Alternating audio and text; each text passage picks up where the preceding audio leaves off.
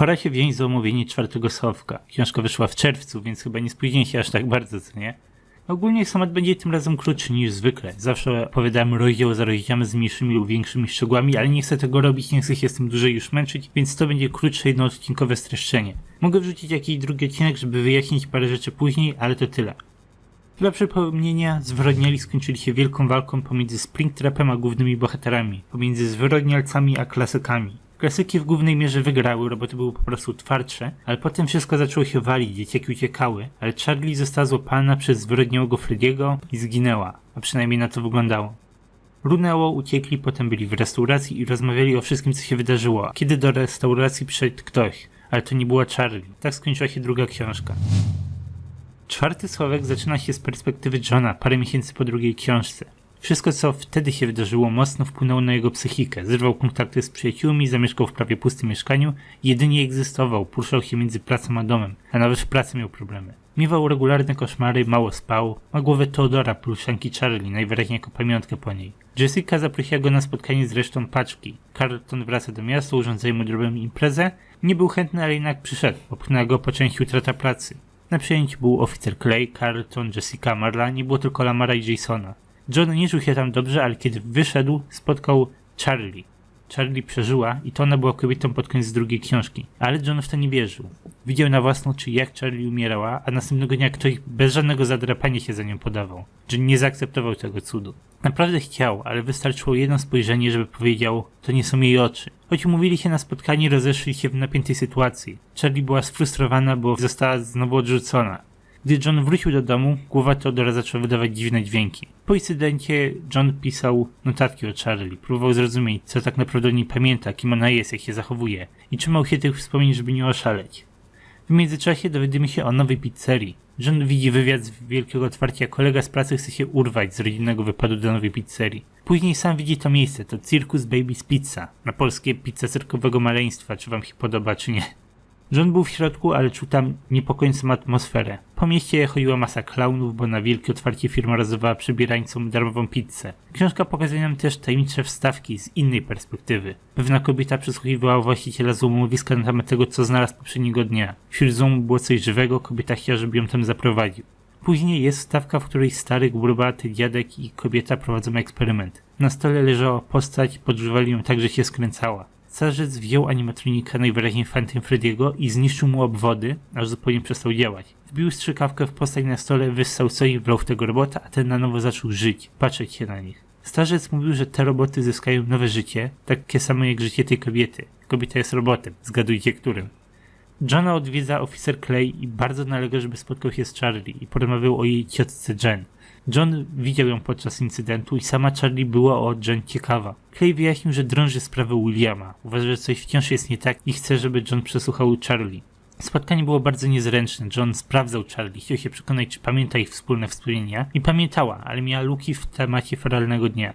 Przyznała, że Jen ją uratowała i to od niej wie, co się wydarzyło. Nie miała kontaktu z Jen, pytała się, czy John czegoś nie wie, czy się z nim nie kontaktowała. Unikał odpowiedzi na jej temat i się rozeszli. John poszedł do biura Claya i rozmawiali chwilę o przeszłości Charlie. Henry nie był ufnym człowiekiem, tylko Jen opiekowała się jego córką. Clay przyznał, że w okolicy znowu znikają dzieci, już dwójka. Książka jest pełna momentów niepokoju, obydwoje myśleli, że ktoś im się przygląda za okna. Na zewnątrz Johna przeraziła dziwna pani Clown, miała robotyczne ruchy, przyjrzała się Johnowi przez chwilę, a potem zniknęła. W domu John usłyszał, jak Theodor znowu zaczyna szaleć, ale tym razem coś powiedział. Lśniąca gwiazda, srebrna żyła. Od razu powiedział z tym do Claya, ale jak się okazało, oficer został zaatakowany. Przeżył atak, ale ledwo. Jego nowe, wzmocnione drzwi po wydarzeniach ze zwyrodniałych były zniszczone. W szpitalu Clay pokazał Johnowi i Jessice zdjęcia, które ktoś zrobił Charlie, na których byli też oni. Dwójka pojechała do Silver Reef, czyli właśnie srebrnej żyły. Znaleźli tam symbol lśniącej gwiazdy i znaleźli Jen. Kobieta nie powiedziała im prawie nic, ukrywała swoje sekrety. Wtedy do drzwi zapukała Charlie, a John z Jessicą schowali się wewnątrz domu. Znaleźli samobójczego robota Henry'ego, a znaleźli także Charlie, tą prawdziwą. Fałszywka zabiła Jen, ciotka musiała się przed nim ukrywać, a John i Jessica zabrali prawdziwą Charlie, schowali się, a potem uciekli. Charlie nie była przytomna, nie budziła się, ale czuła, że coś się dzieje i było parę słów z jej perspektywy. Charlie został zabrany do domu Johna, ale wciąż nie czuli się bezpiecznie, zwłaszcza, że jeszcze wczoraj nie obchodziło go zabezpieczenie i ledwo co tam miał. Pojechał do domu Claya, znalazł dysk percepcyjny, zrozumiał, o co Clayowi chodziło. W szpitalu mówił o maksymalnym zasięgu i chodziło mu o zasięg mocy tego dysku. Dysk mieszał z percepcją, ale wydawał też jakąś częstotliwość, przez którą postacie na zdjęciach były rozmyte. Charlie była rozmyta, więc wszystko dookoła było wyraźne. Ale jedno zdjęcie zrobione z oddali pokazywało, kim naprawdę była fałszywa Charlie. Była robotem. Była Circus Baby. Dostajemy następną wstawkę z Baby. Burowaty mężczyzna każe jej kontynuować poszukiwanie, choć ona tego nie chce. Mężczyzna jest zazdrosny, bo Henry znalazł to, czego nie szukał, na co według niego nie zasługiwał. Mówi Baby, że nie jest ona dla niego wystarczająca. Aby kontynuować misję, Baby odwiedziła dom Johna, akurat jak wrócił z Jessicą. Jawnie przeszukuje jego dom, ale Charlie jest ukryta, nie znajduje jej. Jessica obiecuje zebrać drużynę przeciwko podróbce i wychodzi, a niedługo później Charlie się budzi, zaczyna mówić, coś kontaktować, ale szybko mdleje. John spotyka się z Baby później, która pyta o Silver Reef. John w niebezpośredni sposób mówi prawdę. Mówi, że znalazł Charlie i zrobi wszystko, żeby zniszczyć iluzję, którą tworzy Baby.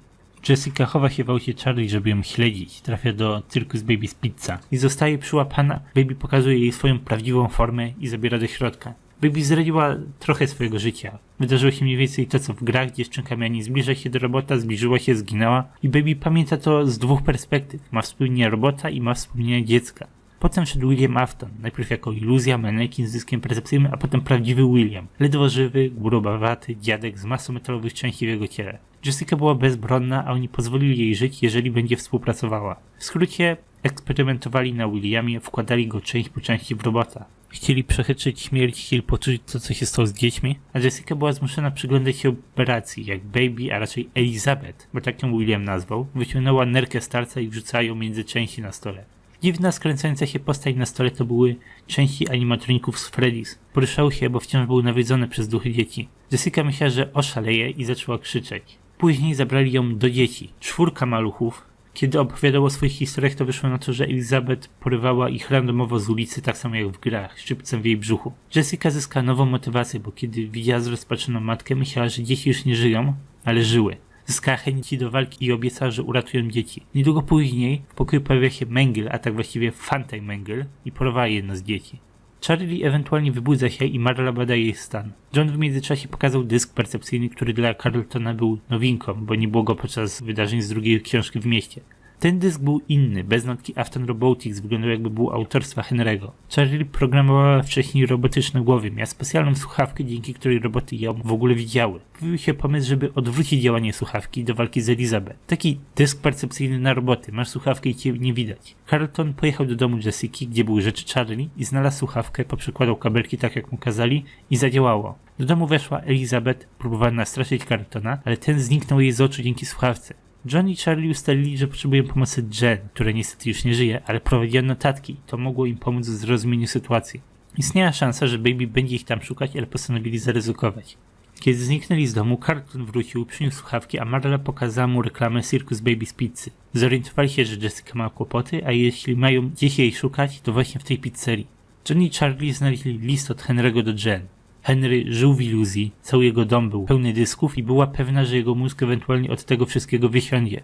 Dziękuję Jen za pomoc. Sprawiła, że totalnie nie zatonął w tym świecie. Prosi, żeby pilnowała jego domu, żeby zakopała 4. schowek i żeby ewentualnie wysadziła dom i rozstrzelała wszystko, co z niego wyjdzie. Henry był w depresji i Charlie przestała dawać mu szczęście. Nie odpowiedział też na ich wszystkie pytania, ale w tle usłyszeli Elizabeth. Próbowali uciec, ale zaatakowała Johna i rozdzieliła dwójkę. Pokonała ich i Charlie poddała się, kiedy kopia krzywdziła Johna. Elizabeth wściekła się na Charlie, na to, że jest taka wyjątkowa, na to, że każdy jej chce. Pokazała jej wspomnienia o Henrym. Jej ojciec wlał swoje żale i łzy w szmacianą lalkę Elle. Henry żył w urojeniach i twierdził, że lalka to Charlie. Stworzył jej robotyczne ciało, które się poruszało. Jen tłumaczyła mu, że jest to kłamstwo, w którym żyje z powodu dysków. Dziecięce wspomnienia Charlie były nagrane aparatem. Henry stworzył łącznie 4 roboty. Małe dziecko, duże dziecko, nastolatkę i kobietę. I do każdego po kolei wkładał Elle. Pierwsza Charlie płakała, bo zrobił ją ze złamanym sercem. Drugą stworzył, kiedy uwierzył w swoje kłamstwo, więc potrzebowała miłości ojca. Trzecia była dziwna, bo zaczynał rozumieć, że oszalał. 4. stworzył w gniewie. Nie jest prawdziwą duszą Charlie, ale tylko czymś stworzonym z emocji Henry'ego, co dostało formę Charlie. Prawdziwa Charlie umarła zabita przez Williama. Nasza Charlie jest 3. robotem, gdy Elizabeth jest 4. Takie jest znaczenie 4. schowka. Elizabeth wyciągnęła z brzucha Charlie Elle, a ta zaczęła tracić przytomność. Carlton i Marla weszli do pizzerii. Zobaczyli małe robociki Baby Crawlers, podobne do Bidibabów, ale inne. Mieli pomalowane twarze, każdy z nich był unikalny, jeden miał sprężynę nawet. Było ich 3, ale z powodu słuchawek nie zwracały na nich uwagi. Weszli do lustrzanego labiryntu, który ich uwięził zmieniającymi się ściankami. Pojawił się tam Phantom Freddy, nie miał bonbona, ale wciąż to ta sama postać. Ewentualnie uciekli i znaleźli Jessikę z dzieciakami. Rozdzielili się. Carlton szukał ostatniego dzieciaka, dziewczyny wzięły słuchawki, żeby wyprowadzić dzieci, ale zaczął ich gonić Mangle. Baby Crawlers zaczęły gryźć dzieciaki, bo nie nosiły słuchawek, a Mangle na scenie transformowała się. Najpierw była zwyczajnym Phantom Foxem, a potem pajęcze członki wyleciały ze środka, tworząc Mangle. Jessica ściągnęła słuchawkę, odwróciła uwagę, a ewentualnie Mangle wpadł do basenu z piłeczkami i wszyscy uciekli. Carlton w międzyczasie podążył za głosem dziecka, także uciekał przed Phantom Freddy. Wpadł do pokoju z karuzelą, oboje weszli pod karuzelę i Carlton włączył ją tak, że części uderzyły i rozwaliły Freddiego. Carlton dużo myślał o Michaelu i martwił się. Chciał uratować te dzieci dla Michaela. Obwiniał się jego śmierć, bo nie był w stanie pomóc ojcu w tej sprawie. Uważał, że gdyby tylko pamiętał więcej z tego dnia, uratowałby Michaela i innych. Usłyszał łukanie, otrząsnął się, znalazł dzieciaka. Był w pokoju razem z Williamem i podgrzewanym stołem. Carlton usłyszał Michaela, a William zaczął opowiadać o tych częściach. Dzięki nim jest w stanie dawać robotom bez duszy świadomość i je kontrolować. Działało to tylko za zgodą ofiar, ale one wciąż nie rozumiały niczego i ufały Williamowi. Carlton chciał zaatakować bezsilnego starca, ale coś złapało go od tyłu, a William zaczął eksperyment na żywej osobie. Wstrzyknął rozgrzany metal prosto w serce Carltona, a ten zaczął umierać. Elizabeth była bardzo pewna siebie i po prostu powoli szła za Charlie, która odzyskała Elle, czołgała się po podłodze. Charlie udawała, że ma mniej siły niż naprawdę miała. W jednym momencie zaatakowała, rzuciła w Elizabeth i już zniszczyła jej kawałek twarzy. Zaczęły się przepychać i ze sobą walczyć, aż trafiły do szafy, w której znajdował się samobójczy robot. Elizabeth żyła frustracją. Henry odrzucił ją, William, który ją przyjął, wciąż był zafascynowany tylko Charlie. Nie zamierzała przynieść jej Williamowi, chciał ją po prostu zabić. Ale Charlie miała inny plan. Zbliżyła Elizabeth do siebie i włączyła samobójczego robota, który przybił je obie.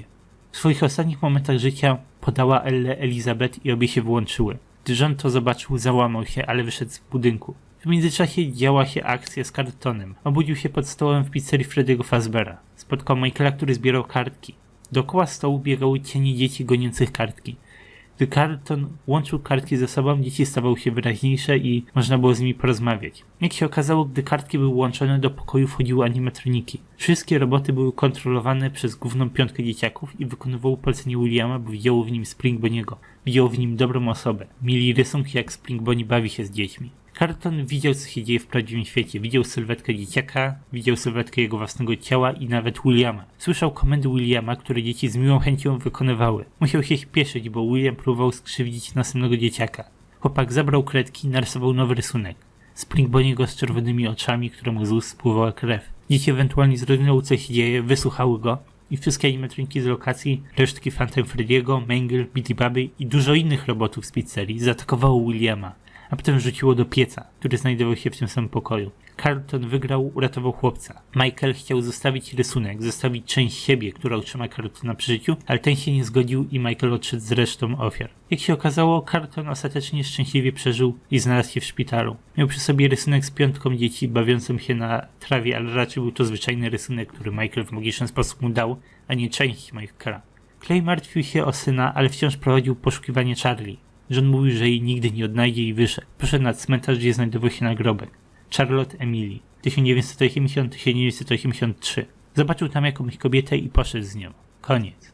Zawsze jak ludzie prosili mnie o omówienie czwartego słowka, to pytali mnie o zakończenie, że go nie rozumieją. Nie jest to zbyt jasne, nie wiemy na pewno, kim jest to kobieta. Walka Charlie i Elizabeth raczej bezpośrednio mówiła, że dziewczyny nie żyją. Tak samo emocje Johna nie przedstawiały go jako szczęśliwego. Gdy John zobaczył pobojowisko, nie dostaliśmy bezpośrednich informacji, nie napisali, że przebite były dwie postacie. Dlatego uważa się, że Charlie przeniosła się do czwartego robota i uciekła. Charlie podała Elle Elizabeth i możliwe jest, że robot przeżył, uciekł, że Elizabeth zyskała duszę i dwa roboty się ze sobą połączyły. Pamiętajmy, że William zniszczył sprzęt Phantom Freddiego, a gdy wlał w niego metal, robot działał pomimo zniszczeń. Prawdopodobnie dziewczyna, która miała przy sobie Elle, też przeżyła pomimo zniszczeń, a John nie był zadowolony, bo Charlie, która przeżyła, jest czymś nowym, połączeniem obu postaci, dlatego się waha, dlatego nie jest szczęśliwy, ale daje jej szansę. Inna interpretacja jest taka, że Charlie po prostu umarła, a John, nie mogąc tego zaakceptować, postanowił zrobić to samo co Henry, żyć w iluzji. Miał przy sobie dysk percepcyjny, więc mógł stworzyć dla siebie nową Charlie. Nigdy nie zaakceptował jej śmierci. Jest to ciekawy pomysł, temat do przemyślenia, ale najwięcej sensu w całokształcie ma Elizabeth z duszą Ellie. Ale na dzisiaj to tyle. Dziękuję wam za oglądanie, przepraszam za dwuletnie zaległości. Zrobię jeszcze jeden odcinek na temat The Fort w Closet z ogólnymi przemyśleniami, paroma wyjaśnieniami. Ale dziękuję za oglądanie, do zobaczenia w następnych odcinkach.